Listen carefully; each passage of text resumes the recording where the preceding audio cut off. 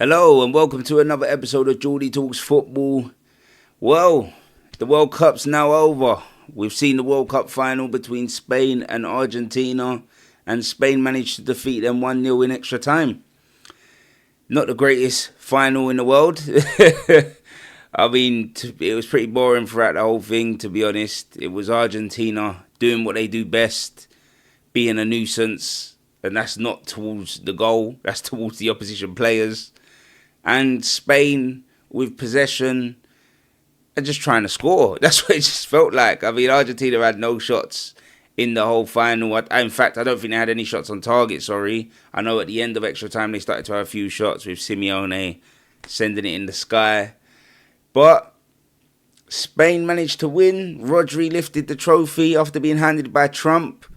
And Rodri's now signed out with everything that you can win in football that was available to him. He's won everything, which is incredible, because I think he got a lot of disrespect, especially when he won the Ballon d'Or with the whole Madrid situation. The world thought Vinicius should have won the Ballon d'Or at that moment. And, Madrid boycott the Ballon d'Or ever since. But Rodri, he's in the shout for it again, to be honest, for just winning the World Cup, regardless of his season at Man City. But anyways, back to the final.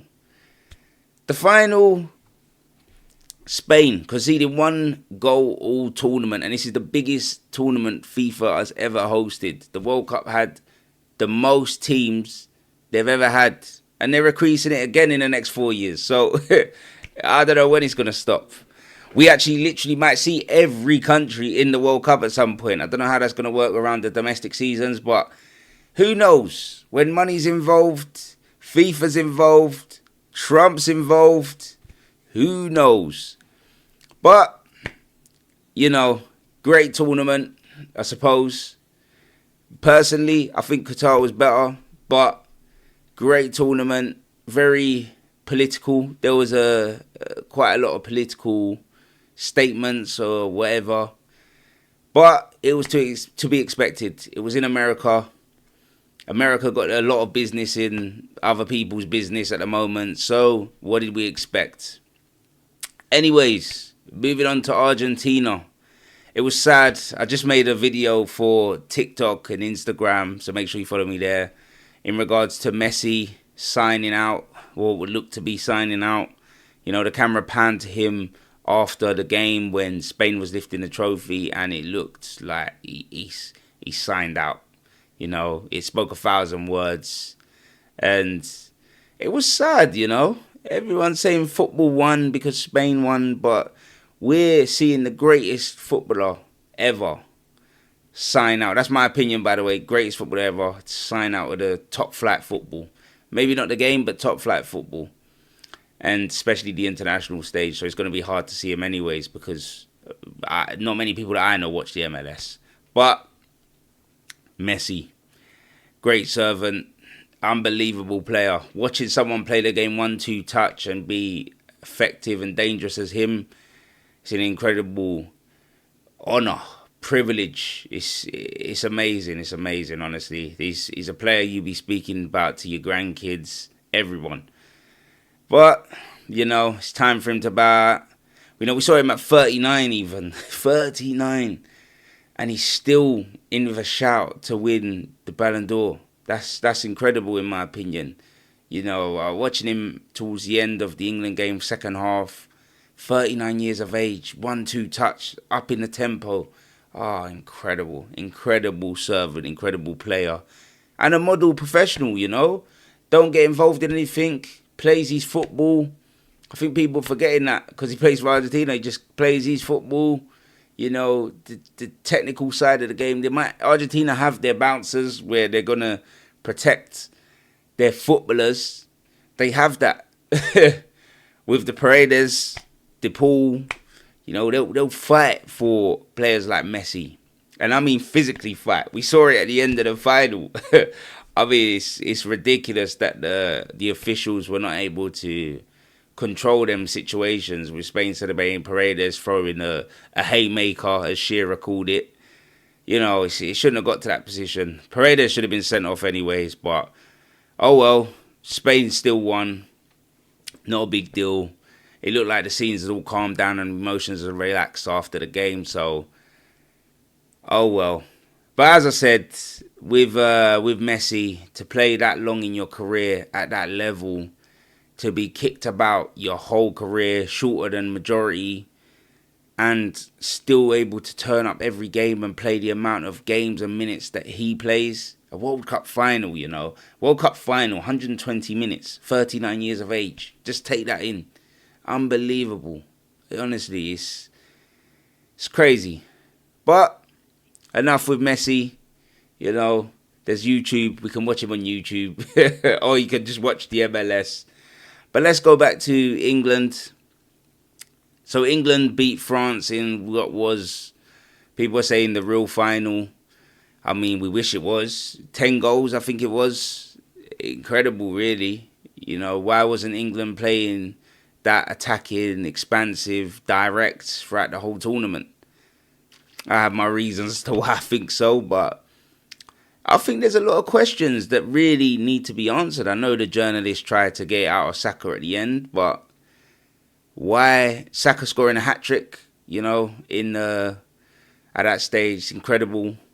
But what I find even more incredible is the fact that he didn't even play against Argentina in the semi-final. Is that a fitness thing? Well, what is it? He didn't really want to answer after that. But if you've watched the England YouTube channel, you'll know that I think it was Lions Den with Andrew Mensah. He did ask him a few weeks ago what's going on with his situation, and he said, you know, I'm ready, I'm here. I'm 100%, I'm here, I'm waiting to be picked. So the question does have to be thrown back to Thomas Tuchel. Why wasn't he playing? If he says he's here, he's ready to be picked. You know, it's a couple of days later, this game against France, by the way, and he looks fit as ever. He's had a lot of rest anyways throughout the season with Arsenal. But he looks fit as ever, so why weren't he playing? I don't understand the tactic. Again, it's a tactical thing. And Declan Rice saw out 90 minutes, struggled to do 90 minutes throughout the whole tournament, but all of a sudden is able to do 90 minutes. What's going on here? Who's making these decisions? Were the players fit? Were they not fit? What's going on? You know, we know Declan Rice had an illness, which, fair enough, had an illness. He come off at half-time, fine. But all tournament long, we've been hearing about he's having back problems, he's having injections before games, he's struggling, he looks flat on his feet, he's played 69 games. Well, it didn't look like it in that game. You know, he looked great. So where was it? Whose decision was it to bring him off every game? There's a lot of questions. You know, it looked like what I did like that Tuchel did. He left the players out that probably are not going to be around for the next World Cup. I don't know about the Euros, but probably not going to be around for the next World Cup, which I think is fair. Stones, Pickford, Kane. It's fair. You know, why play them if they're not going to be around for the next World Cup? No point. I liked that Ivan Toney came on. Ivan Toney started the game. It was his first start in a World Cup. He only got 4 minutes previously, and that was against Argentina in the dying moments where he was just thrown into the deep end. But he done all right. You know, he stayed there. He was a focal point, which is great, which is what we wanted. We wanted the 9 to stay high. But the Saudi effect did come into play. I think it's too long away from top flight, high intensity football. You saw it. He was blowing out there. He was the pace of the game got him. He looked flat out. I thought he should have come off at half time for Watkins. I don't know why Rashford came off and Watkins went left wing. You know, we have a big enough stable to not be playing players out of position. So I don't understand why that happened. I know he wants to give Tony as many minutes as possible, but should that be happening? No. He then changed it, which I think he left it a bit too long as well, because France came back into the game, really. He took Tony off and put Watkins up top, which I thought was great. Bellingham came on. I think he left it a bit late. It kind of felt like Tuchel was trying to prove a point of not making a defensive sub, but I think what he should have done in the previous games and what he done in this game against France, albeit he left it a bit late, was brought on someone with high energy, which was Jude Bellingham. Regardless of what Jude did on the ball, it was high energy, and it brought everybody to come out of the box. We literally pushed up. We had the exact same scenario as we had against Argentina, but a high energy player came on, attacking player, came on and lifted everybody. It absolutely lifted everybody. Started to get forward.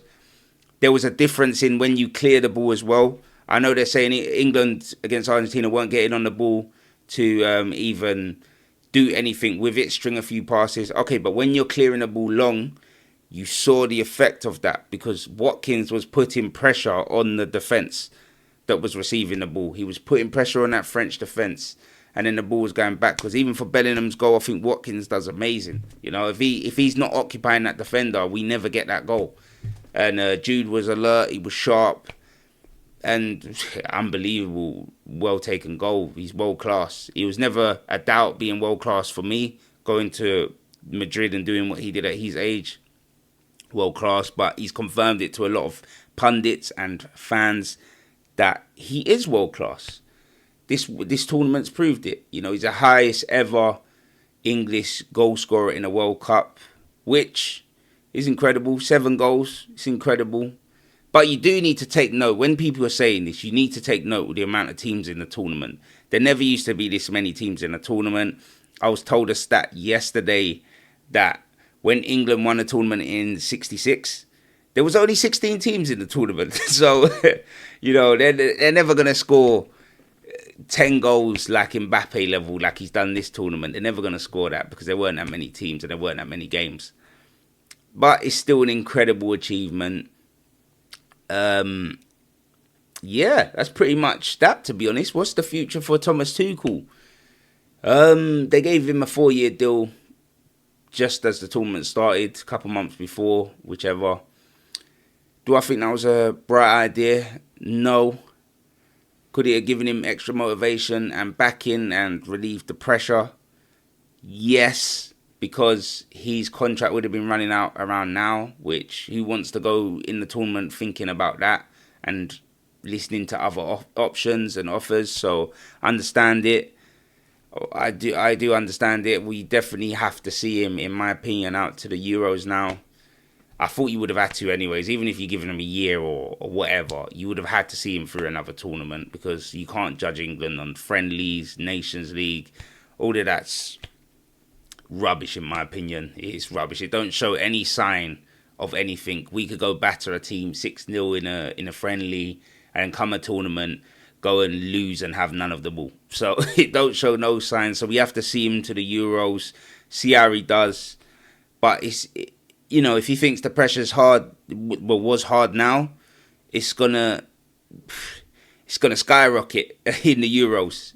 The expectancy is to win. He has to win. You know, it's in the UK. He has to win the Euros. If you're staying, that's that. There's nothing else. We can't accept anything. Doesn't matter whether we play a team that's better than us, whatever. You have to win the Euros. Obviously, France are going to rebuild and come strong. I mentioned in my previous video, I don't think they've got the best midfield by a long shot. And the defence is too shaky, in my opinion. But the attack is unbelievable. It's world class. I thought Elise, he was off it against the big teams, in my opinion, in this tournament. I said early on, he looks great. He looks sharp. He's getting on the ball, moving it. That's great against the little teams. The best players do it against the best teams. They have moments in best teams. I'm not expecting him to completely dictate the game, but there's moments, and I don't feel he had enough moments against the big teams. But France will come again in the Euros. They'll want to bounce back. They got Mbappe, who won Golden Boot in the tournament, 10 goals. Incredible. It's incredible. He's now the leading goal scorer in all World Cups in history. Rightly so, to be honest, because you're playing more games, as I said. But, you know, the tournament, how did I find it? Interesting tournament. Personally, I don't think it was better than Qatar. Qatar was great for me. Qatar, you know, everyone thought, oh, this is a bit shaky with the time that it was. But I think that was one of the best tournaments I've ever watched. This one felt very political. In America, Mexico, Canada, mainly America, that I felt it was a bit political. There were too many changes, in my opinion. Influence from Trump, which is not surprising. I think now he's got a say in probably future World Cup. I don't know. I think he's now got a part in FIFA to play, regardless of his status in America. I think he's always going to have a part now. But, you know, it was interesting. There was games, a lot of games on. We love that as football fans. Not so much probably the players, but as fans, we love that. And it's a shame now, to be honest, because there's nothing until the start of the season. And hopefully the players have rested enough so we can go ahead and have a great season. But overall, it's a World Cup every 4 years. We're lucky. You know, 4 years is a long time. It's a very long time. And hopefully we're here to see the next World Cup and enjoy it and see what it brings. So, guys, that's a wrap. Thank you for watching the show. Make sure you like, comment, and subscribe. And I'll see you in the next one, which won't be the World Cup. It'll probably be about transfers or the upcoming season. But we'll see you in the next one, guys. Take care.